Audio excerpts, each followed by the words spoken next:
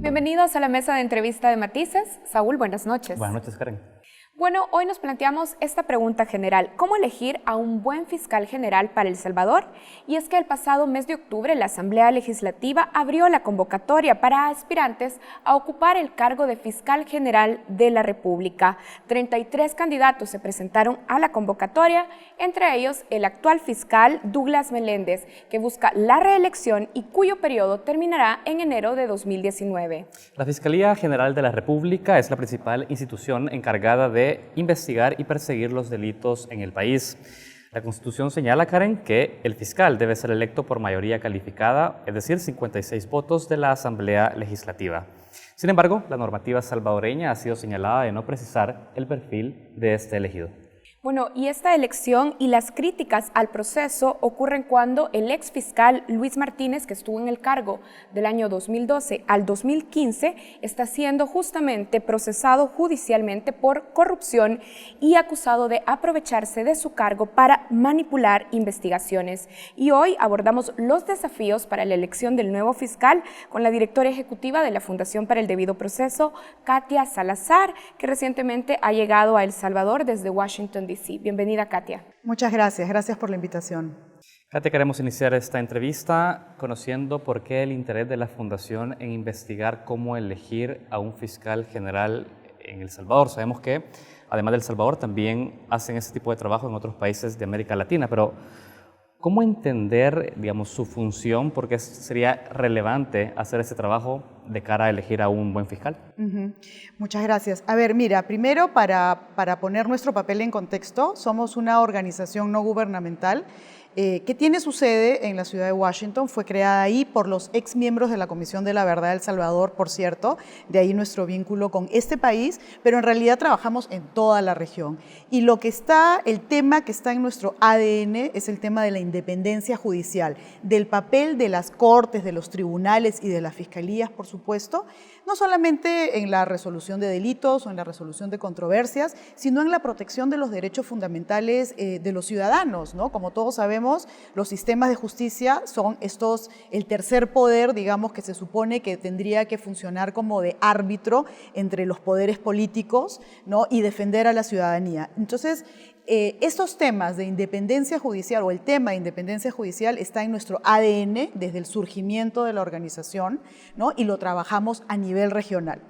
Los últimos años pudimos identificar como una de las principales amenazas a la independencia judicial el control que el poder político estaba tratando de tener o teniendo en las elecciones de las altas autoridades judiciales. O sea, en este intento por controlar a las instituciones judiciales se había pasado, digamos, del esquema básico de el jefe de, no sé, tu superior te llama por teléfono y te dice: Saúl, tienes que resolver de esta manera. Se pasaba de ese esquema básico a un esquema mucho más sofisticado, donde el poder político decía: mira, yo quiero controlar al Poder Judicial. ¿Cómo hago? ¿Cuál es la manera más fácil y directa? Controlando a los que llegan a las cúpulas. Explícanos algo. ¿Este fenómeno lo identificaron de manera reciente? Y esa es una pregunta. Y si lo identificaron de esa manera, ¿cuáles fueron esos indicadores que a ustedes les alertaron? Aquí hay un proceso de manipulación o de injerencia del poder político en la independencia judicial. Yo te diría que más o menos hace 10 años es que existe esta preocupación por los procesos de selección de altas autoridades judiciales,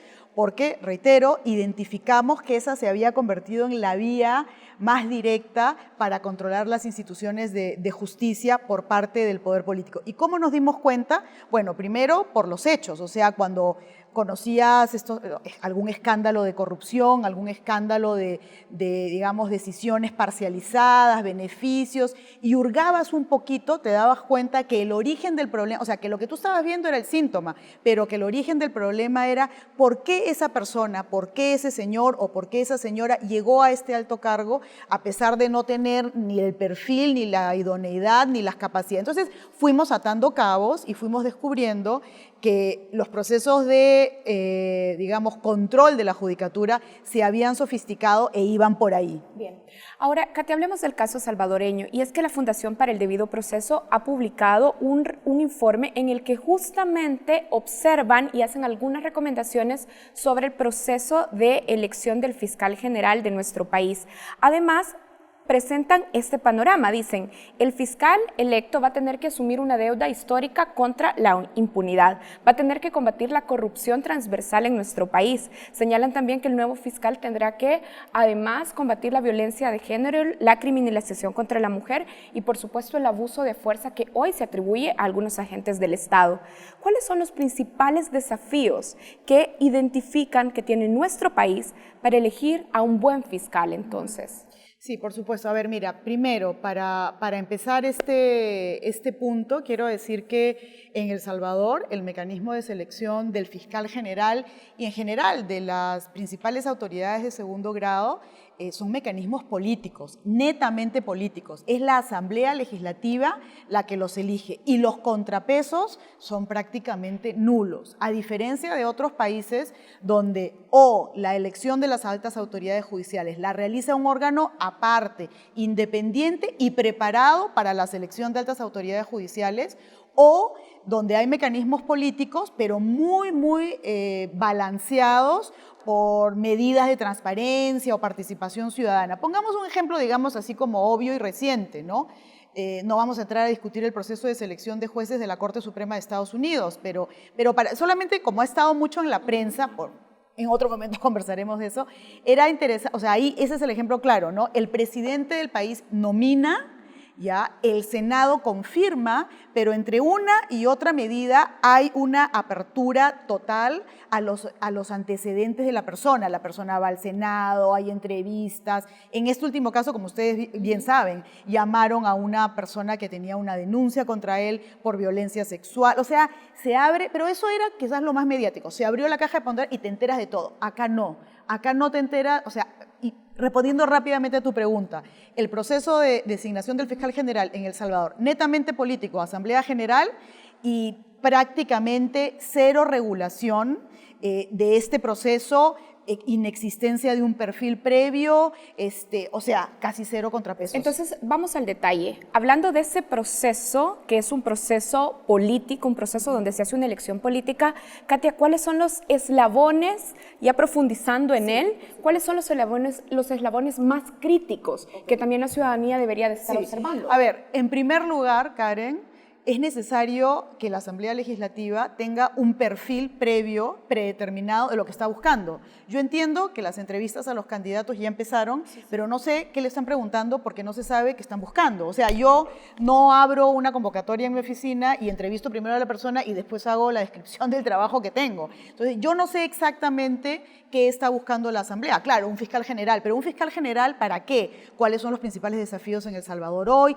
¿Qué cosa prioriza la Asamblea Legislativa para ese cargo ahora? Eso no existe un perfil. Los requisitos que están en la Constitución son mayor lo de 35 mínimo. años, O sea, eso no salvadoreño. es un perfil, esos son los requisitos mínimos, ¿no? O sea, es como ya, ¿no? Como que solamente la gente que entra dentro de este conjunto podría soñar con ser fiscal, pero no todos los que cumplen esos requisitos podrían ser un fiscal. Entonces, falta de un perfil previo. En segundo lugar, falta de un procedimiento, o sea, no se sabe exactamente cuál va a ser el procedimiento que la Comisión Política va a seguir de cara a esos 33 candidatos, cómo se les va a evaluar, qué peso va a tener, o sea, qué criterio se va a usar para la evaluación, qué peso va a haber para cada uno de los criterios, o sea, eso es totalmente desconocido para los candidatos y para el actual fiscal, que también está candidateando. Entonces, el día que tengamos una decisión final, la gran pregunta es ¿y cómo llegaron a esta decisión? Y en tercer lugar, el otro punto crítico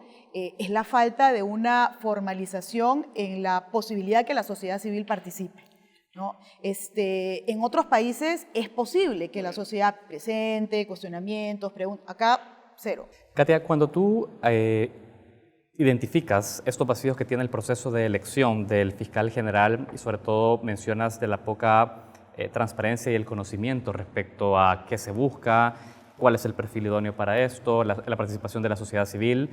Lo que tú estás sugiriendo también es que este tipo de precisiones queden establecidas en la ley, en reglamentos, y en cuál sería, porque también tenemos una diversidad de instrumentos que regulan este procedimiento.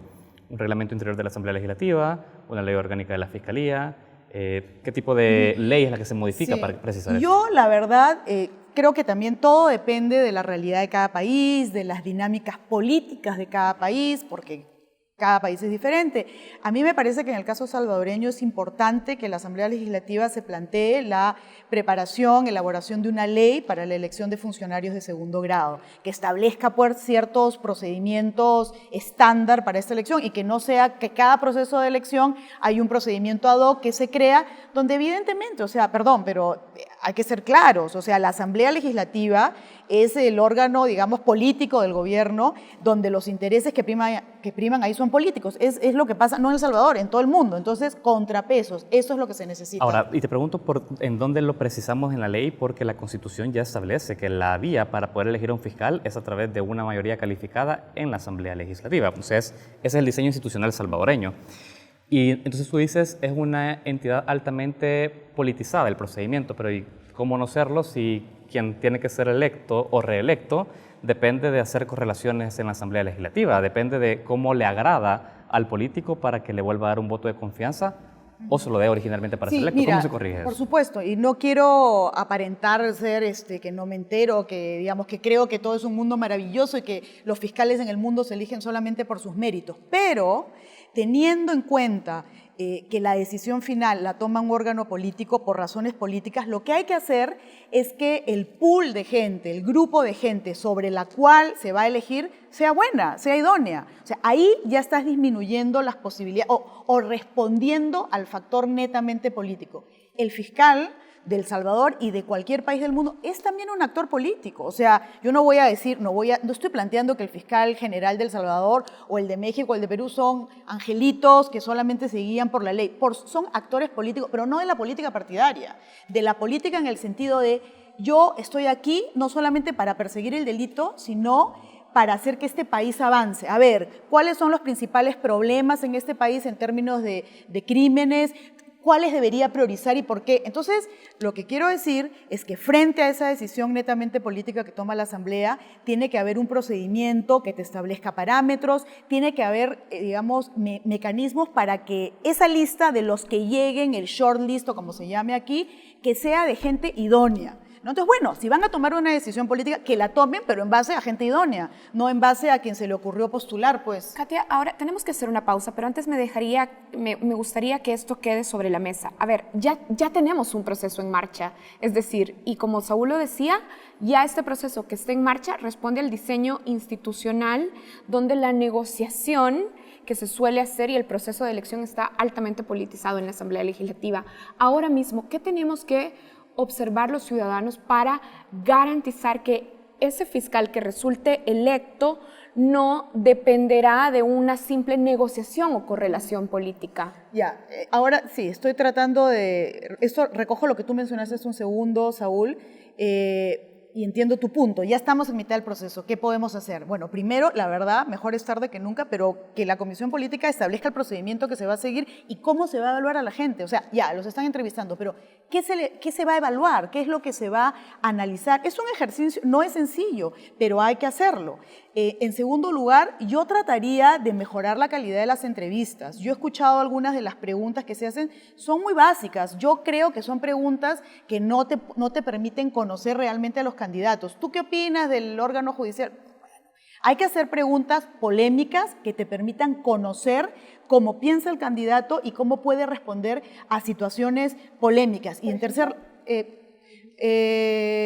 bueno, por ejemplo, les pongo un ejemplo de la realidad. Cuando fueron las entrevistas a los candidatos hace tiempo, una de las tantas entrevistas públicas a candidatos a la Corte Suprema Argentina, hubo un candidato a la Corte Suprema que en su momento era juez en la época de la dictadura argentina y no dejó de ser juez. Y es muy admirado hasta ahora, no voy a decir el nombre. Pero la primera pregunta que le hicieron en la Asamblea Legislativa fue: señor fulano, usted no dejó su cargo de juez durante la dictadura argentina. ¿Puede explicarnos por qué? ¿Cómo justifica esto ahora que estamos en democracia? Bueno, esa es una pregunta difícil que te muestra la capacidad de la persona de responder a desafíos complicados. Y en tercer lugar, para responder a tu pregunta, Karen, la sociedad civil. Tenemos que ponernos las pilas, la sociedad civil internacional y la sociedad civil nacional, sobre todo esta última. Sociedad civil nacional, prensa, academia, reclamar, pedir, procedimiento, preguntas para las entrevistas. ¿Qué opinamos de cada uno de los candidatos? ¿Quiénes consideramos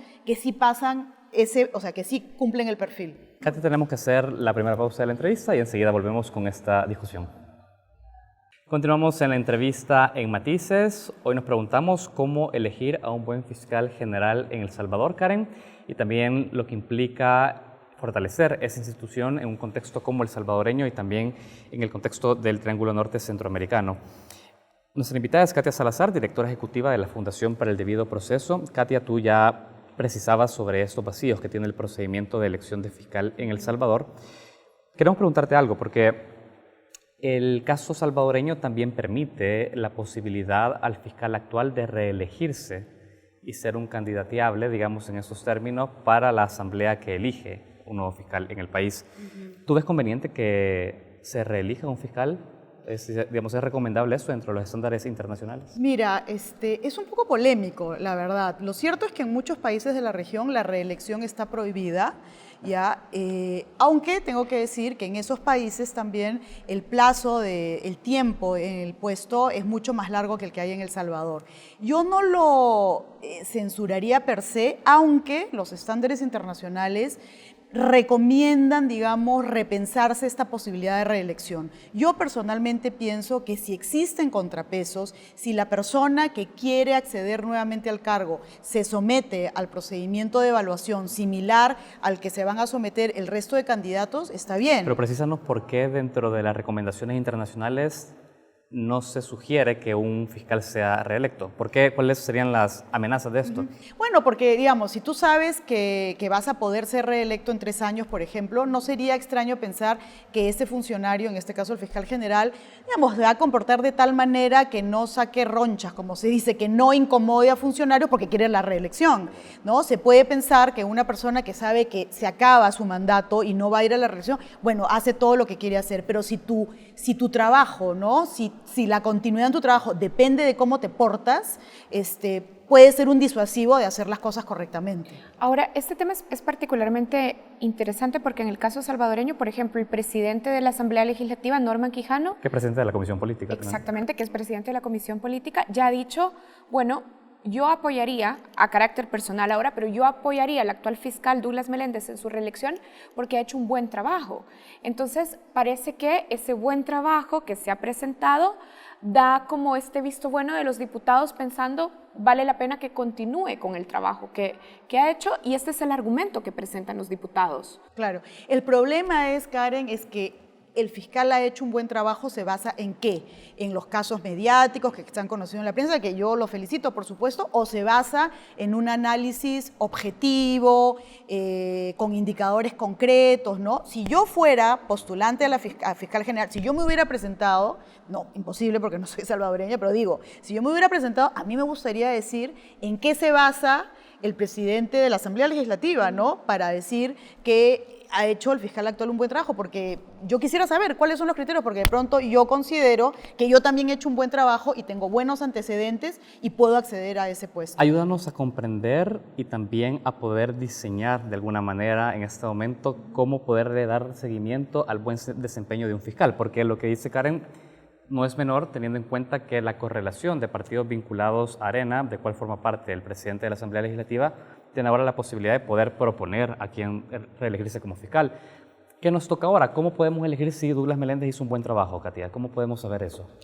Mira, es difícil porque inclusive nosotros, en colaboración con otras organizaciones, hemos tratado de hacer un informe, estamos tratando de hacer un informe sobre justamente el desempeño de este último periodo de la Fiscalía General y no hay información, o sea, no hay información oficial a la que tú puedas acceder para poder opinar y obviamente nosotros no queremos opinar en función de los periódicos o en función de los casos mediáticos. Entonces, realmente poder determinar cuál fue el desempeño del fiscal general en este periodo, o sea, seriamente es muy difícil hacerlo. Lo que yo recomiendo es que las instituciones salvadoreñas se tomen en serio este punto para, digamos, desde el momento en que se elija el nuevo fiscal general, evaluar el desempeño que tenga en los próximos 3 años, ¿no?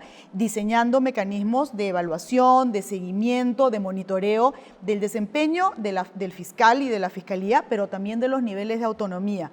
No es un asunto fácil, o sea, no lo vamos a poder... ¿Cómo se miden los niveles de autonomía? Es que yo te lo digo porque lo hemos hecho, no es un tema sencillo, hay que involucrar a gente que sepa, sociólogos, politólogos, abogados, estadísticos, o sea, tampoco quiero decir que es una ciencia desconocida, lo que te quiero decir, no hay un manual, ¿no? Lo que te quiero decir es que hay una experiencia comparada, hay indicadores de desempeño, el colega que estaba ayer en nuestro evento se dedica a eso. Él hace informes anuales sobre el nivel de impunidad de todas las fiscalías de México. Hace un ranking, ¿no? Justo me contaba, Oaxaca, el año pasado, 99.9 impunidad. En fin, y eso es en base a una metodología muy seria y muy rigurosa que se podría seguir aquí, por y supuesto. Eso debería de ser el verdadero indicador para decir ha hecho un buen trabajo, se merece la reelección. Exacto. Ahora, Katia, hablemos también un poco de la experiencia regional, porque sabemos que la Fundación para el Debido Proceso también observa este tipo de procedimientos en la región. ¿Es conveniente para el caso salvadoreño instalar una comisión internacional contra la impunidad, como ya ha sucedido, por ejemplo, en Guatemala, teniendo en cuenta el contexto de fragilidad institucional, por ejemplo, instituciones que no investigan y que claramente en otros casos han respondido a intereses políticos? A ver, digamos, es una pregunta compleja porque no hay una respuesta, ¿no? O sea, yo no te puedo decir sí o no, yo te puedo decir lo siguiente. A ver, en primer lugar, estos mecanismos internacionales contra la impunidad como la CICIG o la MASI, aunque en realidad la que ha funcionado de verdad ha sido la CICIG, no son mecanismos complejos. Llegar a ellos fue todo un proceso en Guatemala, no fue una cosa de un día para el otro. Y luego, una vez que iniciaron sus labores, pasaron años hasta que la institución cuajó, se fortaleció y ya empezó a volar sola con la llegada de Iván Velázquez. O sea, uno ha visto lo positivo, pero no ve todos los años que costó y el esfuerzo que costó y los problemas que costó, digamos, que la institución pudiera lanzarse. Entonces, yo te diría que, en primer lugar, hay que pensar bien todo lo que eso implica. En segundo lugar, no se trata de decir vamos a crear sería una CICIES aquí, simplemente como un ofrecimiento en el aire, sin saber, es verdad. O sea, si uno lo va a hacer, hay que hacerlo bien.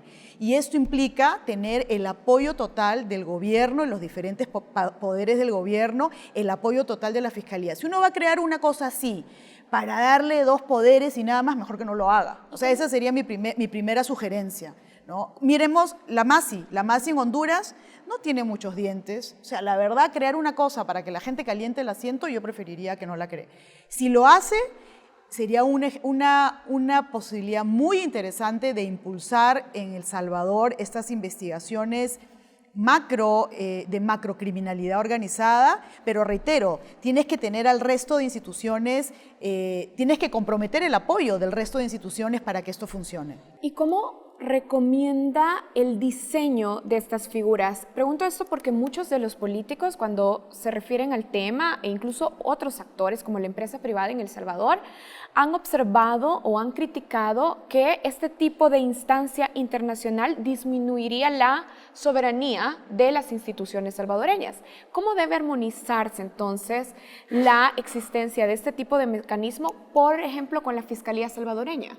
Mira, a ver, el argumento de que este tipo tipo de instancias afecta a la soberanía de un país ya son argumentos bastante viejos. O sea, ya nadie, bueno, quizás Venezuela, quizás Nicaragua, arguyen que la presencia de la Comisión Interamericana o de Naciones Unidas afectan la soberanía nacional, pero en realidad en el siglo XXI, siglo en el que estamos, la participación del derecho internacional, la participación de mecanismos internacionales para fortalecer instancias o procesos nacionales es una cosa absolutamente común, absolutamente normal. Ustedes mencionan la CICIG, pero yo les podría mencionar otros 35 ejemplos de cómo el derecho internacional, Naciones Unidas, la OEA, el sistema interamericano, participan en procesos nacionales de diferentes formas. La CICIG es un modelo, pero hay otras posibilidades. Ahora, si en El Salvador se optara por una figura como la CICIG, efectivamente tendríamos que tener un proceso de reflexión y adecuación del trabajo Fiscalía General y CICIG y nuevamente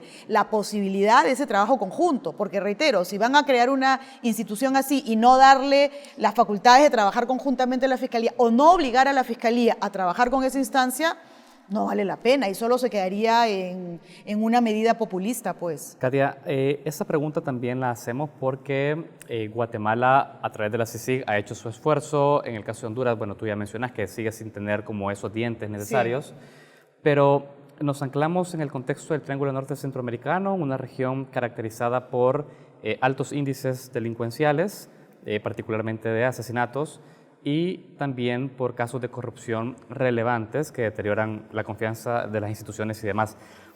¿Cómo, teniendo una CICIG por un lado, una instancia en Honduras y la Fiscalía en El Salvador, al final logramos tener un trabajo más articulado?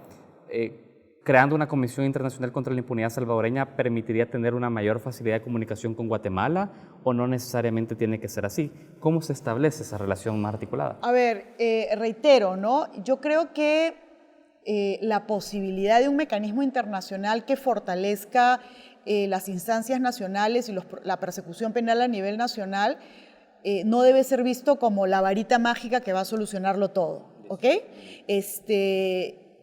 El hecho que se cree una instancia similar a la CICIG acá no exime al gobierno salvadoreño de mejorar sus mecanismos de colaboración judicial con otros países, de mejorar y de cumplir los tratados internacionales en relación a extradición, por ejemplo, a combate a la corrupción o a combate a la impunidad. Existe todo un marco legal internacional para el combate a la corrupción, para el combate al lavado de dinero, existen tratados internacionales de colaboración judicial. Lo primero que hay que hacer es cumplirlos. Entonces, por eso no quiero ser pesimista ni quiero disuadirlos de crear una institución así, solamente quiero decir que el diablo está en los detalles, ¿no? Y que esto no es una fórmula mágica que va a llegar y va a solucionar todo. Para que esto funcione, tiene que haber otros requisitos, tiene que haber cumplimiento de normas que ya existen, reitero, para la colaboración, para la extradición, para la persecución de corrupción. Y solamente cuando hay esa voluntad política de cumplir lo que ya existe, ahí puede llegar una institución internacional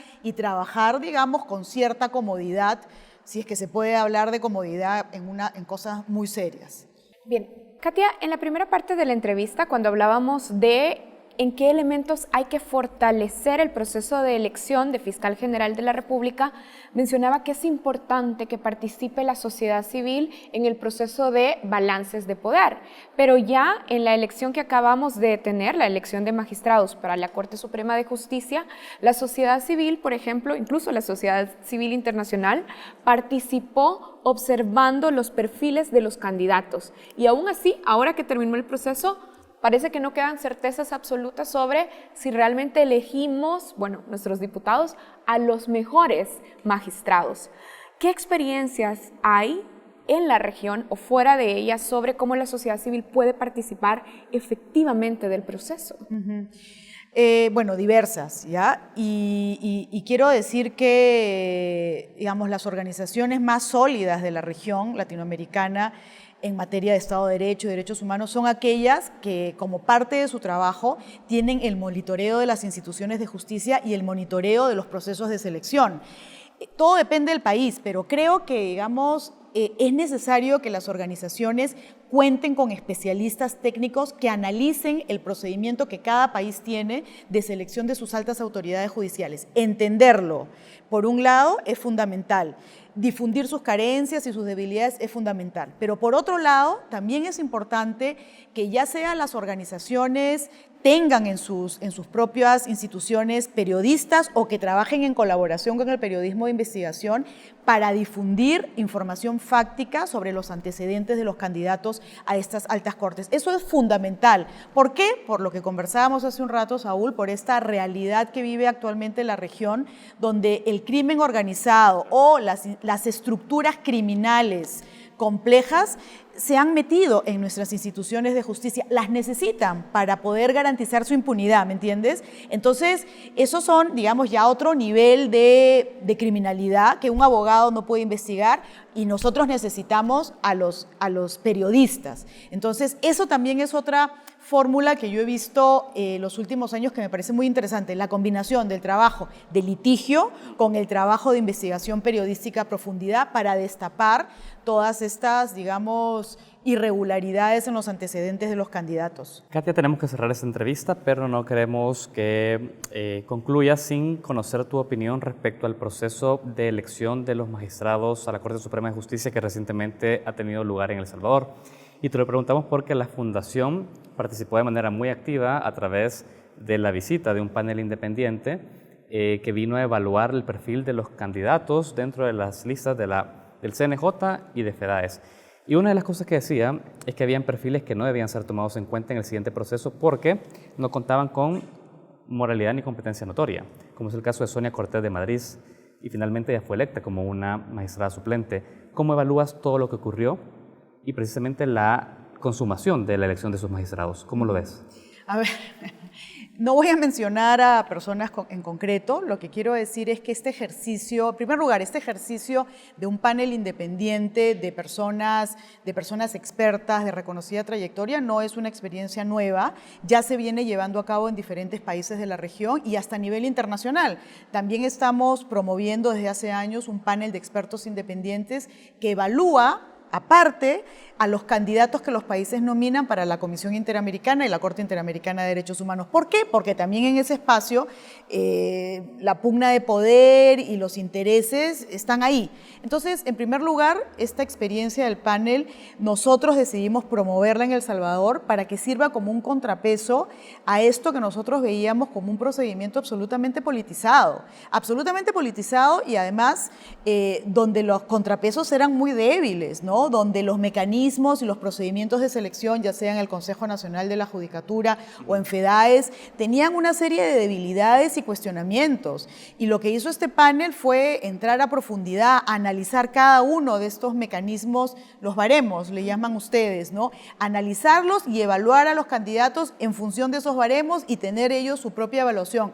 Lo que nosotros quisimos hacer con ese ejercicio es decirle a la sociedad salvadoreña que es posible tener procedimientos razonables, tener procedimientos serios y mecanismos de evaluación serios. O sea, no todo se tiene que hacer así como, digamos, de una manera informal.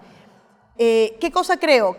Sinceramente creo que el informe y el trabajo que hizo el panel fue, digamos, tomado en cuenta de alguna manera por los integrantes de la Asamblea Legislativa.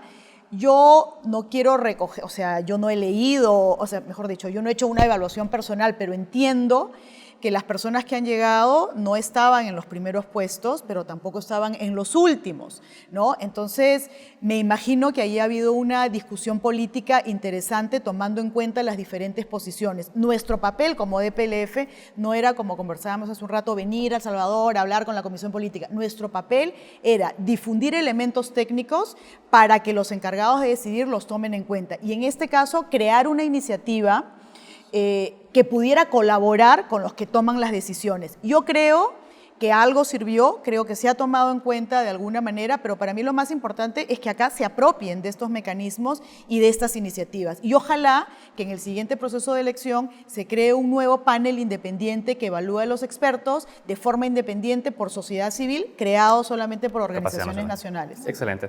Muchas gracias a Katia Salazar. Katia Salazar es directora ejecutiva de la Fundación para el Debido Proceso. Gracias, Katia. Gracias a ustedes por la invitación y felicitaciones por el excelente trabajo que realizan. Lo vemos desde diferentes países del mundo. Muchísimas gracias. Y bueno, gracias por los aportes que nos han servido también para darle seguimiento a este proceso de elección del fiscal general de la República. Hacemos una pausa y ya regresamos.